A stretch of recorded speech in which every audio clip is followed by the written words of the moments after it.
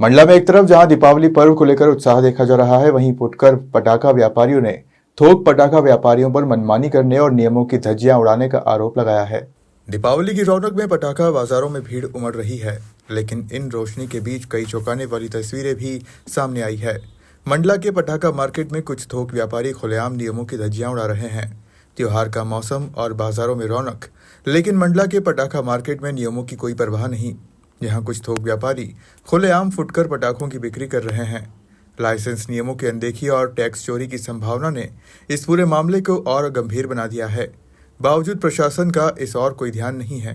मंडला में पटाखा नियम की कोई भी जो अधिनियम है उसका किसी भी प्रकार से कोई पालन नहीं होता है। जहाँ पर होलसेल के लिए 12 महीने जो लाइसेंस दिया जाता है उसका नियम है कि वो गोदाम शहर के बाहर होना चाहिए।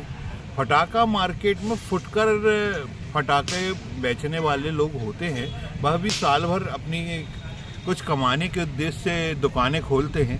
अगर यहाँ पर होलसेल मार्केट की अगर हम बात करें और यहाँ पर अगर होलसेल व्यापारी अगर बैठ जाएगा तो ठीक है, लेकिन प्रशासन क्या इतना अंधा बह रहा है कि उसको विस्फोटक अधिनियम नहीं दिखता? कितना नियम है यहाँ पर एक पटाखा दुकान की अगर हम बात करें तो इसके लिए प्रशासन के जिम्मेदार अधिकारी ही जवाबदार हैं कि वह एक दुकान में जितना 100 किलो 200 किलो जितना भी अधिनियम है, अगर उसके पालन की बात करें तो सारे मार्केट में 50 दुकानदार अगर हैं तो 45 अगर 200 किलो के अंदर हैं तो 5 ऐसे दुकानदार आपको मिल जाएंगे जो 500 और 1000 किलो इस मार्केट में रख के बैठे हैं। तो कौन जिम्मेदार है इसका? क्या प्रशासन सिर्फ खाने के लिए बैठा हुआ है कि नियमों का अनदेखी करे कि बस आ जाए, खर्चा पानी ले और चला जाए? क्यों इन नियमों का पालन नहीं होता है? देखिए, जानकारी के अनुसार एक दुकान के बीच में करीब 8 से 9 फीट की गैप होना चाहिए, लेकिन मंडला मार्केट की अगर हम बात करें तो यहाँ पर क्या है कि 2 दुकानों के बीच में 8 फीट की दूरी दी गई है। और इधर अगर आप मार्केट में एक बार सर्च करेंगे तो आपको जो है उस हर एक गैप में कहीं गाड़ियाँ मिल जाएंगी। थोक व्यापारियों द्वारा वहाँ पे एक्स्ट्रा कार्टून, मतलब इतना माल होगा कि करीब मान के चलिए 1000 किलो से ऊपर का माल होगा। तो वो दोनों चीज़ आप देख सकते हैं कि यहाँ पर जो दुकानों के बीच में गैप है वो 2 दुकानों के बीच में है, जबकि नियम एक दुकान के बीच में गैप होना चाहिए। प्रसाद तिवारी है।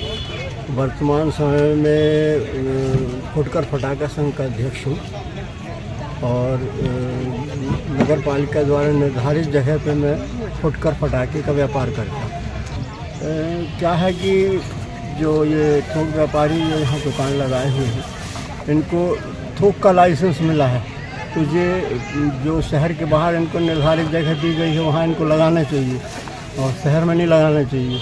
लेकिन फिर भी अपन एक आध व्यापारी को इसलिए कंसीडर करते हैं कि कभी मान लो हम लोगों को कुछ घाटा बढ़ा तो सामने वाले से ले लेते हैं, इसलिए एक आध व्यापारी का रहना ज़रूरी रहता है।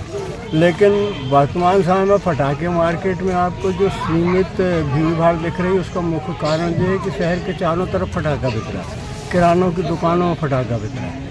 इसमें न तो गवर्नमेंट कुछ कर पा रही, अब पुलिस बोलती है हमसे कि हम आपको नाम बताओ, हमको नाम बताओ।